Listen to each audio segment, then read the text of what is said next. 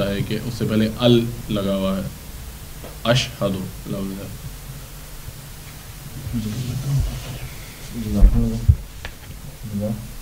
اب مقابلہ تقریر اور فیلبدی تقریر ہوگا. اس مقابلے میں امام صاحب کے ساتھ جج ہوں گے محترم مدثر احمد صاحب صدر مجلس انصاف اللہ. میں ان سے درخواست ہے کہ وہ اسٹیج پر تشریف لائیں.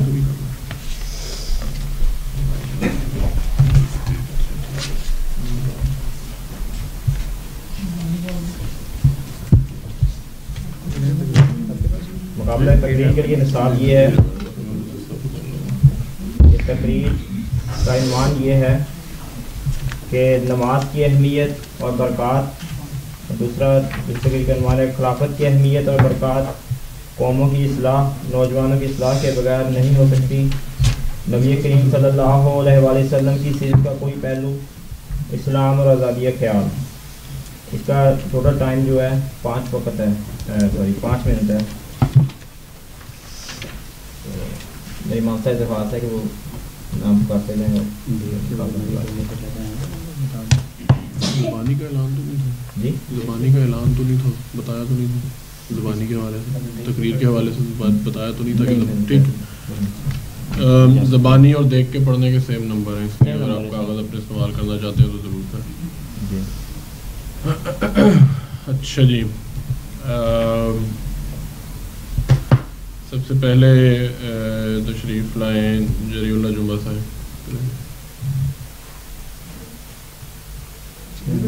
نہیں لے آئے فلبدی تو. اچھا 5 منٹ وقت ہے. 4 منٹ کے بعد پہلے سن لیں پھر رک جاتے ہیں. 4 منٹ کے بعد 2 بار نوک کروں گا میں تاکہ آپ کو پتہ ہو رہا ہے. لیکن 5 منٹ کے بعد 1 2 3 کلیئر ہے. 1 2 1 2 3. 5 منٹ کے بعد جب یہ 3 نوک ہو جائیں تو آپ نے ڈائس چھوڑنا ہے. اور اگر مجھے لگا کہ آپ کی تقریر پہنچ گئی ہے اختتام تک تو ٹھیک ہے, ہو سکتا ہے میں خود ہی رک جاؤں. لیکن اگر یہ نوک ہو جائے تو آپ نے پھر پوڈیم چھوڑ دینا, ڈائس چھوڑ دینا. ٹھیک ہے. اس میں ایک چیز میں بھی بیان کر دوں کہ تقریر میں 3 مین پوائنٹس ہوتے ہیں جو کاؤنٹ کیے جاتے ہیں.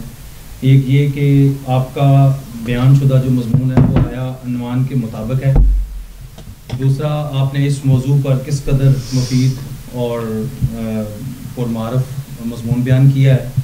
اور تیسرا جو ہوتا ہے وہ آپ کا لہجہ اور انداز بیان کیا ہے. ان 3 چیزوں کو کاؤنٹ کیا جاتا ہے.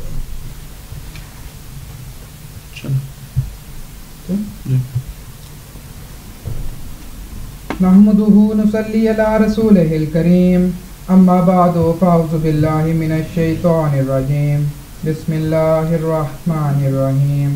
جناب صدر اور میرے عزیز ساتھیوں, آج میں جس موضوع پر لب کشائی کرنے کا موقع ملا ہے وہ ہے ہماری ترقیات خلافت سے وابستہ ہیں.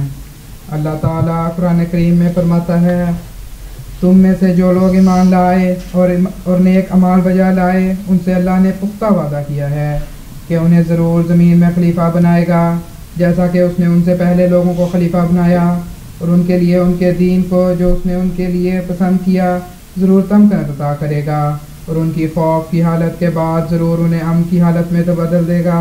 وہ میری عبادت کریں گے, میرے ساتھ کسی کو شریک نہیں ٹھہرائیں گے, اور جو اس کے بعد بھی ناشکری کرے تو یہی وہ لوگ ہیں جو نافرمان ہیں. اے محبان خلافت احمدیہ, آج سے 15 صدیاں قبل حضرت اقدس محمد مصطفیٰ صلی اللہ علیہ وآلہ وسلم نے ایک خلافت کی خبر دی تھی. ہاں, اس خلافت کی جس نے اولین کو آخرین سے ملانا تھا, اور جس نے یہ صدا بلند کرنا تھی صحابہ سے ملا جب مجھ کو پایا. ہم سب نے وہ آواز سنی. مہتاب نبوت بدر محمد صلی اللہ علیہ وآلہ وسلم نے اعلان کر دیا کہ قدرت ثانیہ کا دیکھنا اس لیے بھی ضروری ہے کہ خدا تعالیٰ اس کے ذریعے دشمن کی 2 جھوٹی خوشیوں کو پامال کر دے اور خوف کی حالت کو امن میں تبدیل کر دے جو میرے بعد آئے گی, اور پھر اس کا سلسلہ قیامت تک منقطع نہیں ہوگا. وہ نہیں آئے گی جب تک میں نہ جاؤں.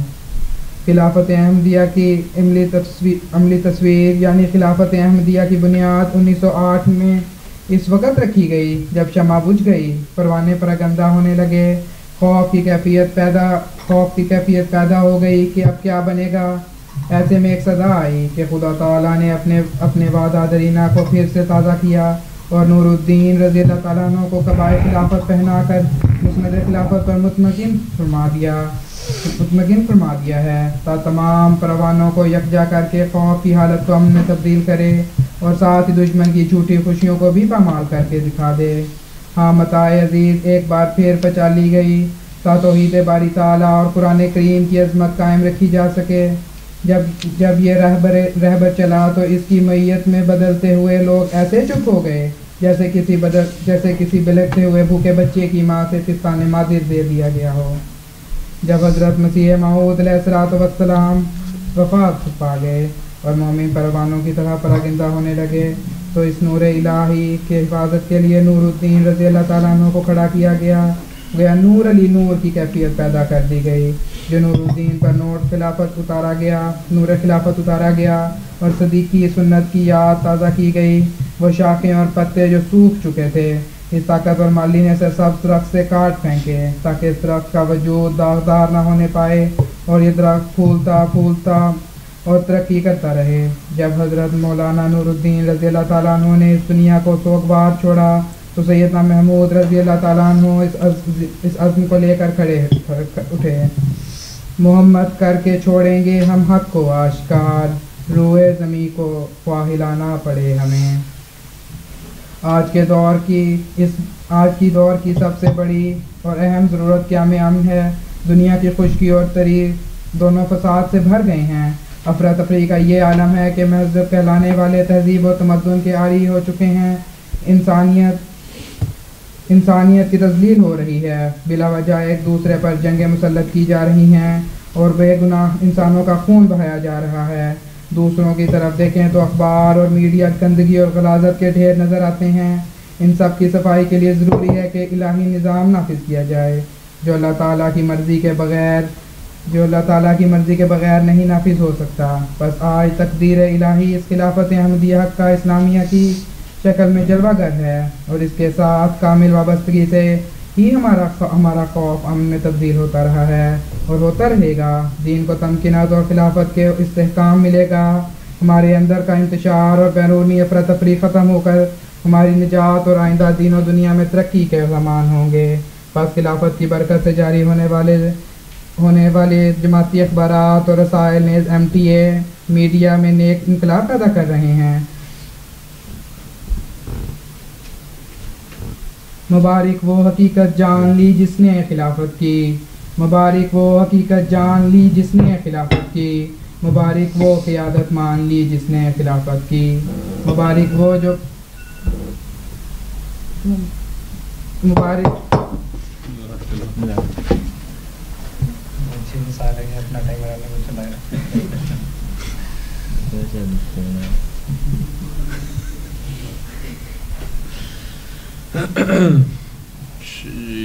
آگے آئے یاسر محمود بھائی۔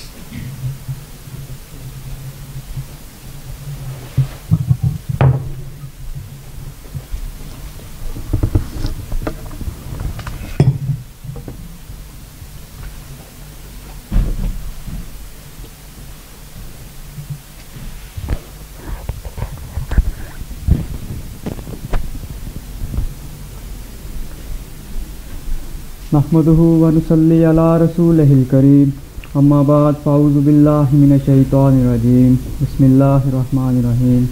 جناب صدر اور میرے عزیز ساتھیوں، اقصار کی تقریر کا عنوان ہے اسلام اور آزادی خیال۔ جناب صدر، وقت گزرنے کے ساتھ تو یوں معلوم ہوتا ہے جیسے آزادی رائے سچائی اور دیگر اخلاقی اقدار سے بھی زیادہ ضروری ہو چکی ہے۔ جیسا کہ کسی مفکر نے کہا کہ آزادی رائے تمام اقدار کو بالائے طاق رکھتی ہے۔ ایک زمانہ تھا کہ جب مغربی فلاسفہ سچائی ہی کی عبادت کرتے تھے، جس کی ایک رسم آزادی رائے بھی شمار کی جاتی تھی، لیکن وقت کے ساتھ ساتھ یہ رسم ہی عبادت کا منشا بن گئی، یعنی وہ طریقہ جو سچائی کی تلاش کے لیے اختیار کیا جاتا تھا وہ سچائی سے بڑھ کر ضروری ہو گیا۔ جب اسلامی اقدار پر حملے کی بات ہوتی ہے تو مغربی میڈیا آزادی رائے پر اس قدر زور دیتا ہے جیسا کہ یہ ان کے معاشرے میں نہایت مطلق اور ناقابل فسخ ہے۔ حالانکہ حقیقت میں اسی آزادی کے باعث کئی اختلافات پیدا ہو چکے ہیں جن کو متوازن کرنے کی ضرورت ہے۔ جیسا کہ ایک معاشرے میں تمام مذاہب، تمام نسلوں اور شہریت رکھنے والوں کا امن سے رہنا بہت ضروری ہے، جس کے لیے آزادی رائے کو بھی متوازن کرنا ہوگا۔ اسی طرح یہ کہنا کہ آپ صلی اللہ علیہ وآلہ وسلم نے دہشت گردی کی تعلیم دی، حالانکہ حقیقت سے کچھ بھی چھپا ہوا نہیں ہے، بلکہ آپ صلی اللہ علیہ وآلہ وسلم نے تو امن سے محبت کی اور انسانی عظمت اور زندگی کو سب سے بڑا مقام عطا فرمایا۔ اسی طرح اسلام میں سچائی کو بھی سب سے بلند مقام دیا گیا۔ اس کے ساتھ یہ بھی کہ سچائی کو قبول کرنے پر زور نہیں دیا گیا، چنانچہ قرآن کریم میں ہے لا اکراہ فی الدین، یعنی دین میں کوئی جبر نہیں، اور سچ یقیناً جھوٹ سے الگ ہو چکا۔ لیکن ان لوگوں کے بارے میں کیا کہ جو آزادی رائے کا استعمال کرتے ہی مسلمانوں سے اختلافات رکھنے کے لیے ہیں، آپ نے ان سے نپٹنے کا طریقہ بھی ہمیں سمجھا دیا۔ لہذا ذکر ہے کہ ایک دفعہ حضرت صلی اللہ علیہ وآلہ وسلم ایک معرکہ سے واپس تشریف لا رہے تھے۔ ایک منافق نے آپ کی شان میں گستاخانہ الفاظ کہہ دیے، جنہوں نے مسلمان صحابہ کے جذبات کو بھڑکا دیا، اور وہ آپ صلی اللہ علیہ وآلہ وسلم کے پاس آئے اور کہا کہ یا رسول اللہ، ہمیں اجازت دی جائے کہ اس مجرم کو قتل کر دیا جائے۔ آپ علیہ السلام نے تو اس کی بھی اجازت نہ دی۔ یہ وہ اسوہ ہے یہ جو واضح بتاتا ہے کہ اس قسم کے واقعات پہ کیا رد عمل دکھانا ہے۔ اسی طرح آپ صلی اللہ علیہ وآلہ وسلم کا اپنے پر پتھر برسانے والوں، آپ کو پریشان کرنے والوں اور آپ کے صحابہ پر مظالم ڈھانے والوں کو معاف کر دینا بھی ہمیں یہی تعلیم دیتا ہے کہ آپ کی ہتک کرنے والوں کے لیے بھی اسلام میں کوئی سزا نہیں۔ جب حضور کریم صلی اللہ علیہ وآلہ وسلم نے اسلام کی تبلیغ کا آغاز کیا تو کوئی آزادی رائے آپ کو نہ دی گئی، تو پھر آپ علیہ السلام نے کس طرح عرب کے ان خانہ بدوشوں کو جنہوں نے آپ کا مذاق اڑایا، آپ کی ہتک کی اور مظالم ڈھائے، ان کو ایک ایسے مسلمان میں تبدیل کر دیا جو کہ آپ پر کٹ مرنے کے لیے بھی تیار ہو گئے۔ آپ صلی اللہ علیہ وآلہ وسلم نے صفات باری تعالیٰ ان کو بیان کر کے اور پھر انہی صفات کو اپنی زندگی میں عملی نمونہ دکھلا کر ان کو قائل کیا۔ آپ نے ان خانہ بدوشوں کو اس بات کا احساس دلایا کہ جب خدا کی صفات کسی روح انسانی میں نزول ہوتی ہیں تو وہ ایک عام انسان کو اس قدر طاقتور بنا دیتی ہیں کہ دنیا کی کوئی رکاوٹ اور کوئی طاقت ان کے سامنے کھڑی نہیں ہو سکتی۔ اسی طرح حضرت خلیفۃ المسیح الخامس سید اللہ تعالیٰ بن نصر العزیز نے تمام احمدیوں کو تلقین کرتے ہوئے فرمایا کہ ہمیں اپنی عبادتوں کے معیار کو بہتر کرنا ہوگا، ہمیں خود کو خالص کرنے کی کوششوں کو پہلے سے بڑھا دینا ہوگا، اور ہمیں حضرت صلی اللہ علیہ وآلہ وسلم پر پہلے سے بڑھ کر درود بھیجنا ہوگا۔ لہذا ہمیں اپنے آپ کو بہتر مسلمان بنانا ہوگا تاکہ ہم باقی مذاہب کے ساتھ ایک بھائی چارے کی فضا قائم کر سکیں۔ آئیے رب کائنات کے حضور دعا کریں کہ وہ ہمیں ایسا ہی کرنے کی توفیق عطا فرمائے۔ وآخر دعوانا الحمد للہ رب العالمین۔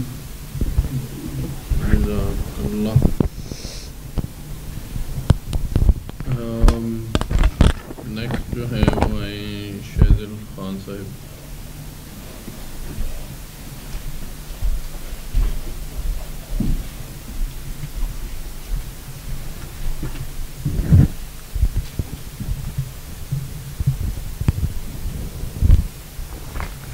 بسم اللہ الرحمن الرحیم۔ محترم صدر صاحب اور معزز سامعین، السلام علیکم۔ میری تقریر کا عنوان ہے نماز کی اہمیت اور برکات۔ نماز دین کا بنیادی رکن ہے جس کی اہمیت اور فضیلت قرآن کریم میں اللہ تعالیٰ نے بار بار بیان فرمائی ہے۔ چنانچہ فرماتا ہے رحمان خدا کے بندے وہ ہیں جو اپنی نمازوں کی حفاظت کرتے ہیں اور اس پر مداومت اختیار کرتے ہیں۔ پھر ایک جگہ نماز کی برکات بیان کرتے ہوئے خدا تعالیٰ فرماتا ہے اے میرے بندے نماز کو قائم کر، یقیناً نماز بے حیائی اور ہر ناپسندیدہ بات سے روکتی ہے۔ حضرت ابو ہریرہ رضی اللہ تعالیٰ بیان کرتے ہیں کہ حضرت صلی اللہ علیہ وآلہ وسلم نے فرمایا کیا میں تمہیں وہ بات نہ بتاؤں جس سے اللہ تعالیٰ گناہ مٹا دیتا ہے اور درجات بلند کرتا ہے؟ صحابہ نے عرض کیا یا رسول اللہ ضرور بتائیے۔ آپ صلی اللہ علیہ وآلہ وسلم نے فرمایا سردی کی وجہ سے دل نہ چاہنے کے باوجود خوب اچھی طرح وضو کرنا اور مسجد میں دور سے چل کر آنا اور ایک نماز کے بعد دوسری نماز کا انتظار کرنا، یہ بھی ایک قسم کا عبادت یعنی سرحد پر چھاونی قائم کرنے کی طرح ہے۔ آپ صلی اللہ علیہ وآلہ وسلم نے یہ بات 2 دفعہ فرمائی۔ ایک موقع پر صحابہ رضی اللہ تعالیٰ کے سامنے نماز کی فضیلت بیان کرتے ہوئے فرمایا کیا تم سمجھتے ہو کہ اگر کسی شخص کے دروازے کے پاس صاف شفاف پانی کی نہر گزر رہی ہو اور وہ اس میں دن میں 5 بار نہائے تو اس کے بدن پر کوئی میل رہ جائے گی؟ صحابہ رضی اللہ تعالیٰ نے عرض کیا یا رسول اللہ کوئی میل نہیں رہے گی۔ آپ صلی اللہ علیہ وآلہ وسلم نے فرمایا یہی مثال 5 نمازوں کی ہے، اللہ تعالیٰ ان کے ذریعے گناہ معاف کرتا ہے اور کمزوریاں دور کرتا ہے۔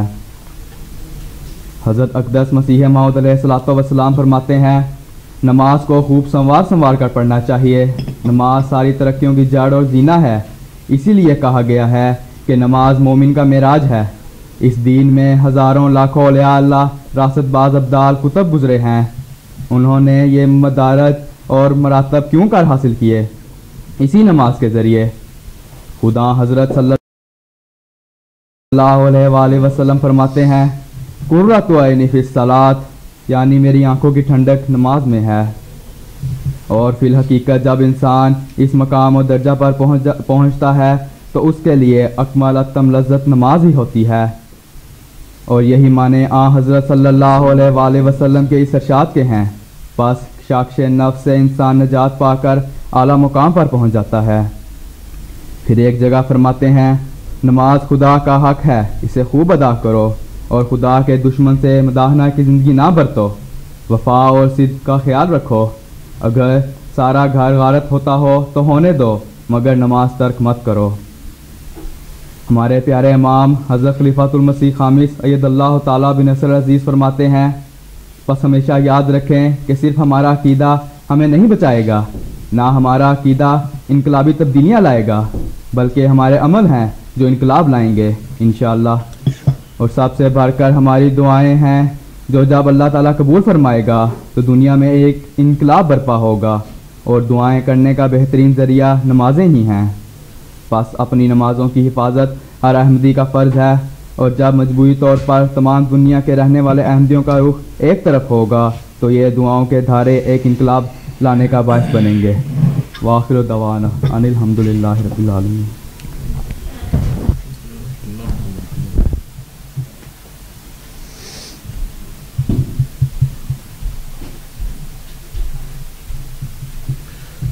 تشریف میں شہزاد احمد صاحب۔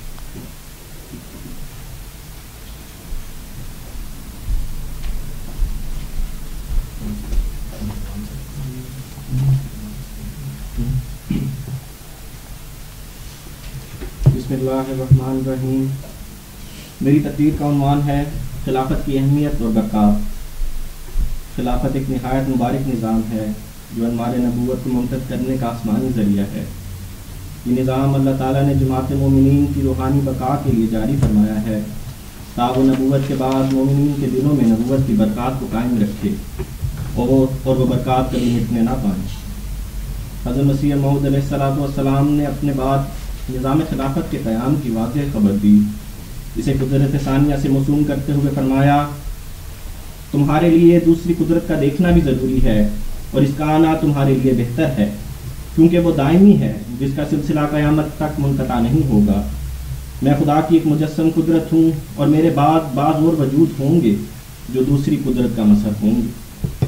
ایک اور جگہ اپنی خلافت کی غرض و غایت یوں بیان فرمائی، خدا تعالیٰ چاہتا ہے کہ ان تمام روحوں کو جو زمین کی متفرق آبادیوں میں آباد ہیں، کیا یورپ اور کیا ایشیا، ان سب کو جو نیک فطرت رکھتے ہیں توحید کی طرف کھینچے اور اپنے بندوں کو دین واحد پر جمع کرے۔ خلافت وہ عروہ وثقیٰ ہے جس کے لیے ٹوٹنا نہیں، اور جو بھی اسے تھامے رکھے گا وہ ہلاکت سے بچ جائے گا۔ خلافت وہ حبل اللہ ہے جو ہمیں خدا سے ملاتی ہے اور ہر تفرقہ اور فساد سے بچاتی ہے۔ خلافت وہ شجر طیبہ ہے جس سے وابستہ رہ کر ہی ہم سرسبز رہ سکتے ہیں۔ جو اس شجر طیبہ سے جدا ہوتا ہے وہ سوکھی ہوئی ٹہنی کی طرح ہے جو کاٹے جانے کے لائق ہے۔ یہ بات قطعی یقینی ہے کہ خلیفہ خدا بناتا ہے، اور جس کو خلیفہ بنایا جاتا ہے وہ دنیا میں خدا کا نمائندہ اور سب سے محبوب شخص ہوتا ہے۔ تو پھر ان باتوں کا لازمی تقاضا ہے کہ ایسے بابرکت وجود سے دل و جان سے محبت کی جائے اور اپنے آپ کو کلیتاً اس کی راہ میں فدا کر دیا جائے۔ خلیفہ وقت سے دلی وابستگی کے ذکر میں رسول مقبول صلی اللہ علیہ وسلم کی ایک تاکیدی حدیث ہمیشہ مد نظر رکھنی چاہیے۔ آپ صلی اللہ علیہ وسلم نے فرمایا اگر تم دیکھ لو کہ اللہ کا خلیفہ زمین میں موجود ہے تو اس سے وابستہ ہو جاؤ، اگرچہ تمہارا بدن تار تار کر دیا جائے اور تمہارا مال لوٹ لیا جائے۔ آج جماعت احمدیہ کا ہر دن خدا کے فضل سے خلافت کے طفیل پہلے سے بڑھ کر تاباں اور روشن تر ہے۔ آج اگر ہم قرآن کی عظیم المثال خدمت اس کے تراجم کی صورت میں کر پا رہے ہیں تو یہ کس کی سبب سے ہے؟ اگر ہم 100 سے زائد زبانوں میں احادیث نبویہ کے ذریعے سے پیغام حق لوگوں تک پہنچا رہے ہیں تو یہ کس کی بدولت ہے؟ آج ہم پوری دنیا میں دعوت اللہ کی توفیق پا رہے ہیں، تو اس عظیم الشان نعمت تک ہمیں خدا کے فضل سے لانے والا وجود کون ہے؟ آج ہم گھڑی کی سوئیوں کے ساتھ ساتھ دن کے 24 گھنٹے تصویر و آواز کے ساتھ ایک بالکل نئے انداز سے پیغام حق زمین کے کناروں تک پہنچا رہے ہیں۔ یقیناً یہ سب اس وجود کے سبب سے ہے جسے خود خدا نے کھڑا کیا ہے۔ اس وجود کو نور کا نام دیں یا وہ محمود الصفات ہو، خواہ اسے آپ ناصر الدین کہہ لیں یا وہ طاہر و مسرور ہو، کچھ بھی نام ہو، وہی ہے جسے خدا تعالیٰ نے اپنے فضل سے ہماری رہنمائی کے لیے بھیجا اور یہ نوید سنائی کہ یہ نعمت جو بے بدل ہے، انمول ہے، یہ برکتوں بھری وہ زنبیل ہے جو خزانے لٹاتی جائے گی اور قیامت تک اپنا دامن برکتوں سے بھرے اور برکتیں لٹاتے آپ کے ساتھ رہے گی۔ خدا کا ہے وعدہ خلافت رہے گی، یہ نعمت تمہیں تا قیامت ملے گی، مگر شرط اس کی اطاعت گزاری، رہے گا خلافت کا فیضان جاری۔ حضرت مسلم موعود رضی اللہ تعالیٰ عنہ فرماتے ہیں، تم خوب یاد رکھو کہ تمہاری ترقیات خلافت کے ساتھ وابستہ ہیں۔ جس دن تم نے اس کو نہ سمجھا اور قائم نہ رکھا، وہی دن تمہاری ہلاکت اور تباہی کا دن ہوگا۔ لیکن اگر تم اس کی حقیقت کو سمجھتے رہو گے اور اسے قائم رکھو گے، تو پھر اگر ساری دنیا مل کر بھی تمہیں ہلاک کرنا چاہے گی تو نہیں کر سکے گی، اور تمہارے مقابلے میں بالکل ناکام اور نامراد رہے گی۔ پس آج ہم سب کا فرض ہے کہ ہم اپنے پیارے امام کے ایک ارشاد پر آپ کے دائیں بھی لڑیں اور بائیں بھی لڑیں، آپ کے آگے بھی لڑیں اور پیچھے بھی لڑیں۔ ہم طلحہ کا ہاتھ بن کے خلافت احمدیہ کی طرف بڑھنے والے ہر تیر کو اپنے ہاتھوں پہ لے لیں، اور کوئی دشمن دل اور کوئی دشمن کوشش خلافت احمدیہ کا بال بھی بیکا نہ کر سکے۔ ہم ایسی اطاعت کرنے والے ہوں کہ ہمارے دلوں کی نالیاں اطاعت کے پانی سے لبریز ہو کر بہہ نکلیں۔ ہم اپنے امام کی ہر امر میں اس طرح اطاعت کرنے والے ہوں جس طرح نبض حرکت قلب کی پیروی کرتی ہے۔ میں اپنی تقریر حضرت مسلم موعود رضی اللہ تعالیٰ عنہ کے ان الفاظ پر ختم کرتا ہوں، خلافت زندہ رہے گی اور اس کے لیے جان دینے والے ہر مومن آمادہ کھڑے ہوں۔ امانت تمہارا حسن، صداقت تمہارا زیور اور تقویٰ تمہارا لباس ہو، خدا تعالیٰ تمہارا ہو اور تم اس کے ہو۔ ہم شاخیں درخت وجود کی ہیں، سر پر ہے خلافت کا سایہ، افسوس ہے ان کی حالت پر جو تپتی دھوپ میں جلتے ہیں۔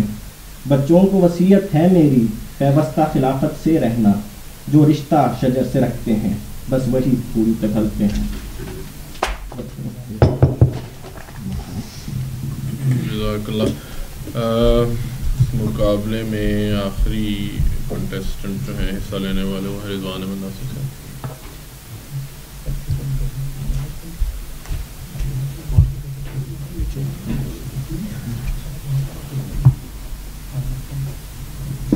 یس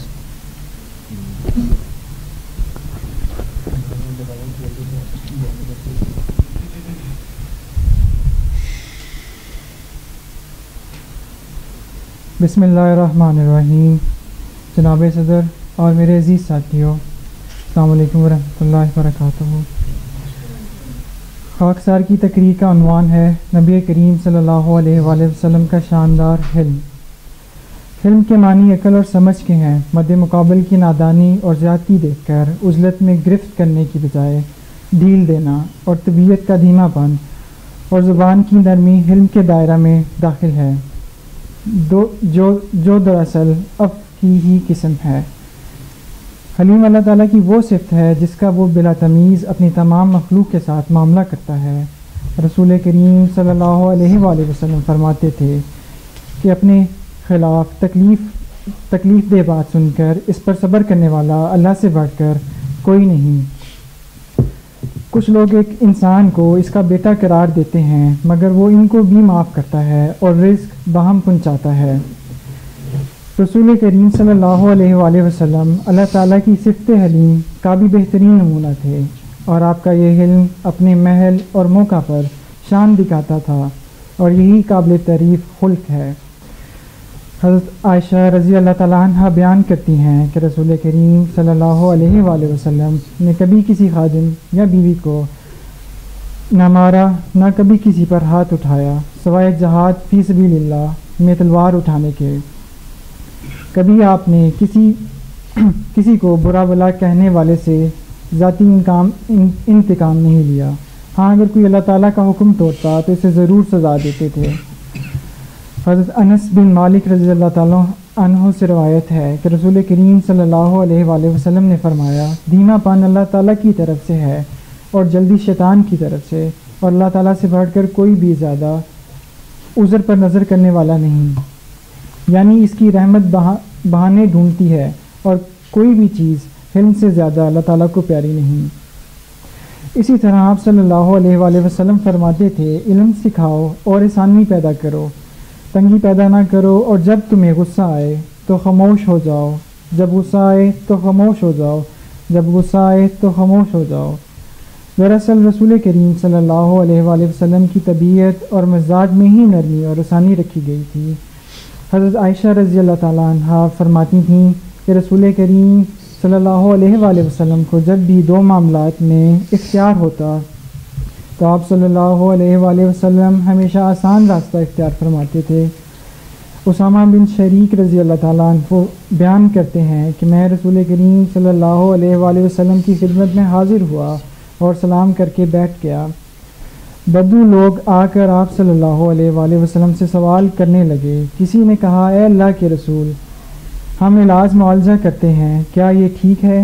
آپ نے فرمایا، ضرور علاج معالجہ کیا کرو، کیونکہ اللہ تعالیٰ نے کوئی بیماری نہیں پیدا کی مگر اس کی دوا بنائی ہے، سوائے بڑھاپے کے کہ اس کی کوئی دوا نہیں۔ کسی اور بدو نے پوچھا کہ فلاں فلاں بات میں کوئی حرج ہے؟ نبی کریم صلی اللہ علیہ وآلہ وسلم نے فرمایا، اے خدا کے بندو، اللہ تعالیٰ نے ہر چیز سے حرج اٹھا دیا ہے سوائے اس کے کہ کوئی کسی مسلمان بھائی پر ظلم کرے تو اس میں حرج ہے، بلکہ ہلاکت ہے۔ کسی نے پوچھا، یا رسول اللہ صلی اللہ علیہ وآلہ وسلم، لوگوں کو جو کچھ عطا کیا گیا ہے اس میں سے سب سے بہتر کیا ہے؟ آپ نے فرمایا، اچھے اخلاق سب سے بہتر عطیہ الہی ہیں۔ رسول اللہ صلی اللہ علیہ وآلہ وسلم نے دو آدمیوں کو باہم جھگڑتے دیکھا، ایک کی آنکھیں سرخ اور رگیں پھلی ہوئی تھیں۔ رسول کریم صلی اللہ علیہ وآلہ وسلم نے فرمایا، مجھے ایک کلمے کا پتہ ہے، اگر یہ شخص پڑھ لے تو اس کا غصہ دور ہو جائے گا، اور وہ ہے اعوذ باللہ من الشیطان الرجیم، یعنی میں اللہ کی پناہ میں آتا ہوں دھتکارے ہوئے شیطان سے۔ حضرت ابو ذر بیان کرتے ہیں کہ رسول کریم صلی اللہ علیہ وآلہ وسلم ہمیں فرمایا کرتے تھے، جب تم میں سے کوئی غصے میں آئے اور وہ کھڑا ہو تو بیٹھ جایا کرے، اگر غصہ دور ہو جائے اگر غصہ دور ہو جائے تو ٹھیک، ورنہ وہ لیٹ جائے۔ اسی طرح فرمایا کہ نرم روی اور دھیما پن ہر کام میں ہونا چاہیے، سوائے آخرت کے کہ نیک کام کے کہ وہ جلدی کر لینا چاہیے۔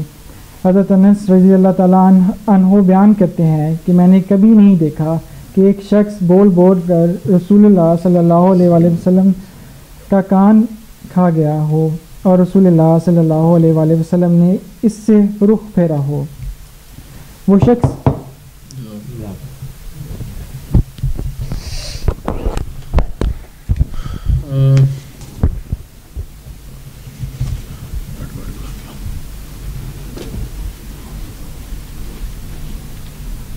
کے ساتھ تقریر کا مقابلہ ختم ہوا۔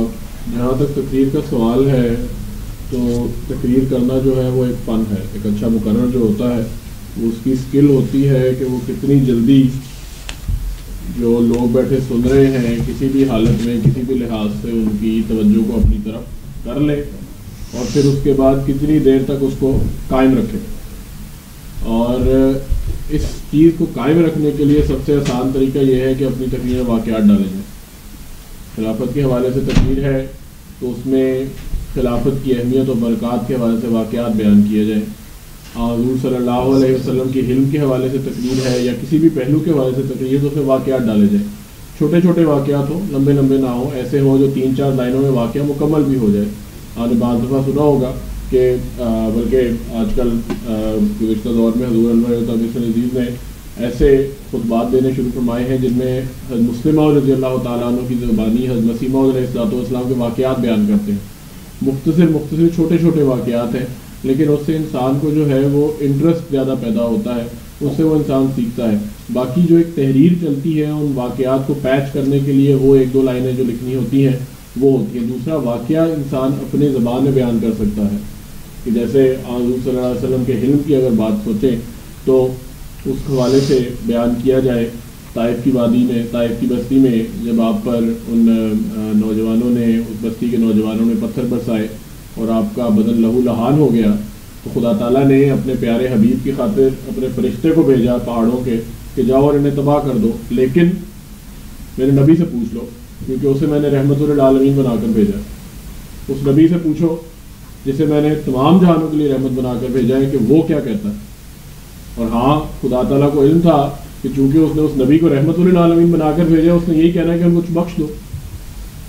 اور اس حلم کا سبب کیا ہوا کہ محمد بن قاسم جو فاتح سندھ تھے، جن کے حوالے سے آپ نے فرمایا تھا کہ طائف کی بستی میں سے ہی لوگ بڑے مسلمان ہو جائیں گے، ان کی نسلیں نہیں تو ان کی نسلیں مسلمان ہو جائیں گی، تو محمد بن قاسم کا جو تعلق تھا وہ اسی طائف کی بستی میں سے تھا۔ تو اب ایک چھوٹی سی بات ہے وہ یاد رہ جاتی ہے، وہ چلتی ہے۔ اب اس کے ساتھ بہت ساری اردو کی غلطیاں ہیں۔ لفظ قبا ہے، قبا یا قبا نہیں، قبائے خلافت بنائی گئی۔ متمکن، متمکن نہیں۔ معیت، میت نہیں، میت جو ہے وہ ڈیڈ باڈی کو کہتے ہیں، معیت کہتے ہیں ساتھ کو۔ نورن علا نور، علی نور، نورن علی نور نہیں ہے، نورن علا نور ہے، نور کے اوپر نور، مزید نور بڑھ گیا۔ لفظ واضح ہے، واضح نہیں ہے۔ رباط لفظ ہے رے کی زیر کے ساتھ۔ اور اولیاء اللہ، اولیاء اللہ نہیں، اولیاء اللہ نہیں، اولیاء اللہ۔ حبل اللہ، حبل اللہ نہیں ہے لفظ، حبل اللہ بھی نہیں ہے لفظ، حبل اللہ ہے۔ اسی طرح بعض دفعہ رسول اللہ پڑھا گیا، لفظ رسول اللہ ہے صلی اللہ علیہ وسلم۔ تو تقریر کرتے ہوئے ان کے حوالے سے بھی خاص طور پر توجہ دینی چاہیے کہ اس پر بھی جو اردو ہے، باقی مواد کے لحاظ سے تقاریر اچھی تھیں، مواد اچھا تھا، اس کے حوالے سے جو ہے تقاریر جو ہے وہ اچھی تھی۔